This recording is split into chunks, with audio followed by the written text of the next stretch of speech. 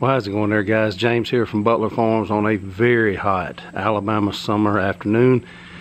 Got a lot done outside today, and just wanted to come to you for a few minutes. And you know, when I started this channel, I told you that I would show you the good, I'd show you the bad, and everything in between. We're not a polished channel. We don't have you know, professional production crews. We don't have sponsors that give us everything that our hearts desire, like some of the big names in the homesteading movement that you see speaking at these conferences and everything else. You know, that to be honest with you, you're wealthy beyond your imagination.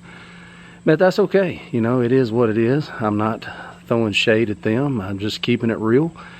And so, you know, a lot of people have been asking about the garden and everything that I'm putting up, and you've seen my videos on putting up all the blueberries and everything else, and I've got pears hanging, I mean, everywhere down there on those little young trees. And so exciting things are here, exciting things are coming in the future as those trees get older and all of my fruit and everything else starts to produce. But the reason for this video today is just to keep it real about the garden.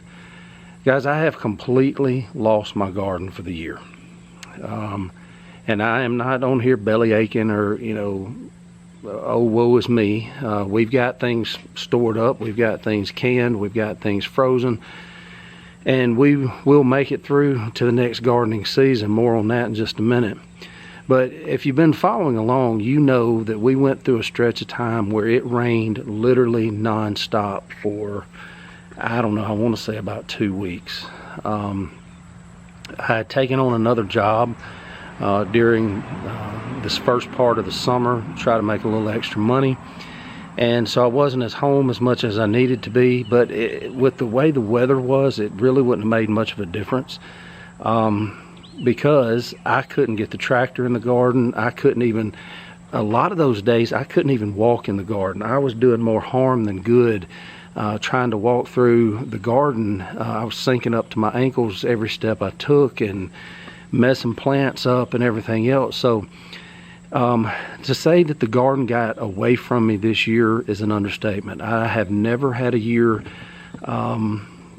like this, to be honest with you. Now, in years past, my wife and I finally had to have a sit down about, we used to take family vacations and stuff. We don't anymore, but you know, we would go down to the beach or something like that, and she would always plan that during the exact time of the year when the garden was coming in, late June, early July. And you know, I'd try to get it in the best shape that I could before we left, and I'd come back, and you know, it just is what it is when you grow naturally, you know, without herbicides or pesticides. In a week's time, it was, I mean, fighting an uphill battle trying to get that thing back under control. But we always came through it with a lot of produce. Last year was a boom year as far as produce goes coming out of that garden. If you go back and watch some of my older videos, you'll see that. And it's just one of those things, you know, you have good years and you have bad years. And I know a lot of people in this area that have had good years in the garden.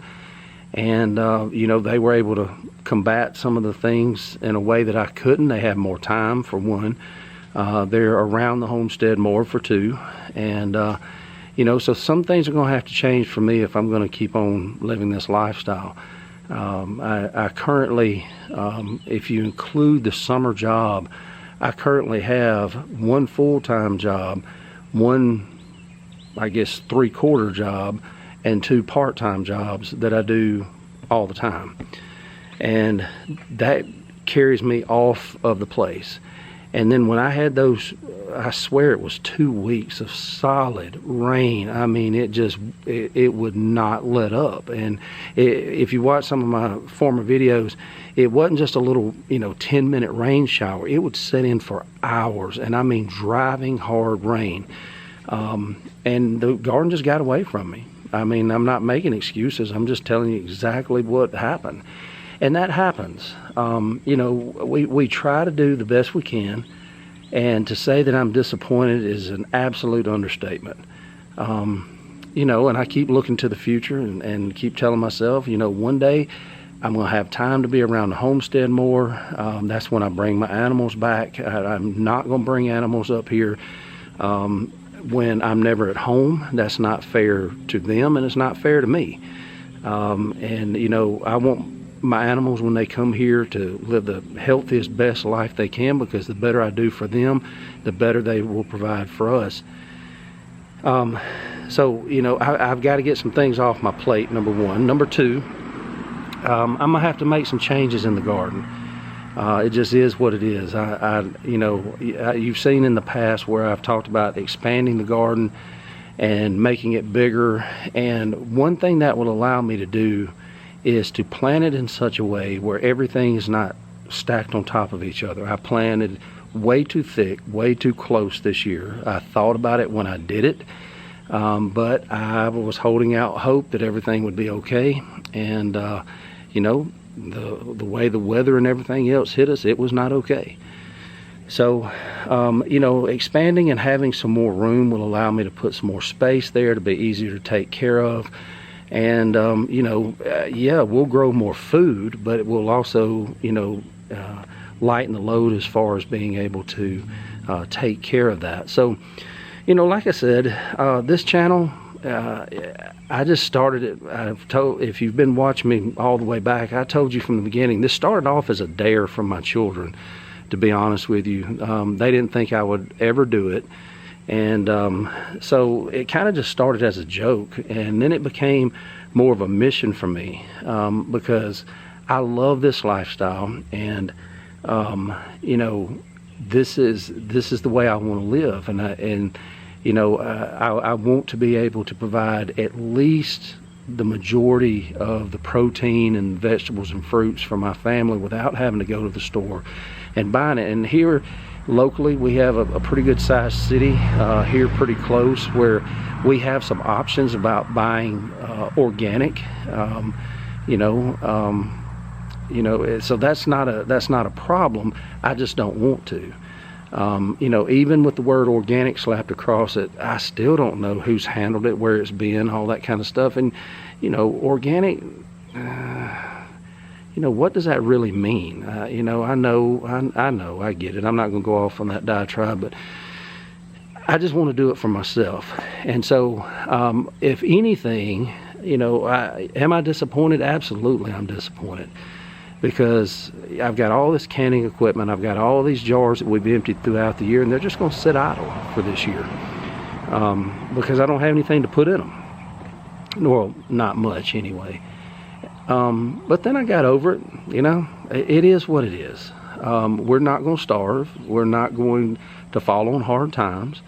We're going to have to go outside the homestead and get the things that we need. Keep using the stuff that we already have. In one way, that's a blessing, because we can get rid of some older stuff that's still on the shelf, still in the freezers, stuff like that, that needs to be used up anyway. So, you know, it is a blessing in a way. And I've learned some valuable lessons this year. And, you know, every 4 or 5 years, I do have a bad year. Never one this bad, though, I can promise you. I can't even walk through that garden right now. I even tried to reclaim it a couple of different times. It's just not going to happen. But, you know, like I said, I just wanted to keep it real on here. The good, the bad, and the ugly, that's what I've always promised you. You know, I know a lot of people ask me questions and ask me for advice and things like that. And I usually, you know, in some form or fashion, tell them I'm not an expert. But I'm also not on here trying to be something that I'm not. I don't have a team of people working for me. Obviously, y'all seen my videos and how badly produced they are. But I'm talking about even on the farm. I don't have people here doing it for me. And, you know, I'm just the face of it, that kind of thing. So I'm not going to lie to you about it. It's been a tough year. But here's the good thing. As bad as that garden looks, I'm about to the point to open the fence and let the deer and everything have it, eat it down, get in there and cut it, and let it die back, because I'm going to plant greens this year. If the good Lord's willing, I'm going to put greens in the ground. We love collards, we love turnip greens, and So, the garden's not done. It's going to have to take on a new face. And then next spring, I got so down about it. I said, well, that's just it. I'm not going to grow a garden next year. I don't have time. I don't have help. And I'm just not going to do it. Guys, I'm going to do it. I can't not plant in that garden. It's who I am. It's what I love. And, even though we're not getting a lot of produce out of it this year, the enjoyment was there. I know that's weird to say. I know that's hard for some people to understand. But the enjoyment was there. And we'll try again next year. And again, whether it turns out good or whether it turns out bad, you'll see it right here. Because that's who I am, and that's the way I'm going to give it to you. Guys, don't forget to like, subscribe, and share. Hit that thumbs up button. Keep watching. We're not completely done. We've got other things going on that I'll bring you as they come about. And until next time, we love you. God bless you. This is James from Butler Farms. Get out there and grow something, and we'll see you next time.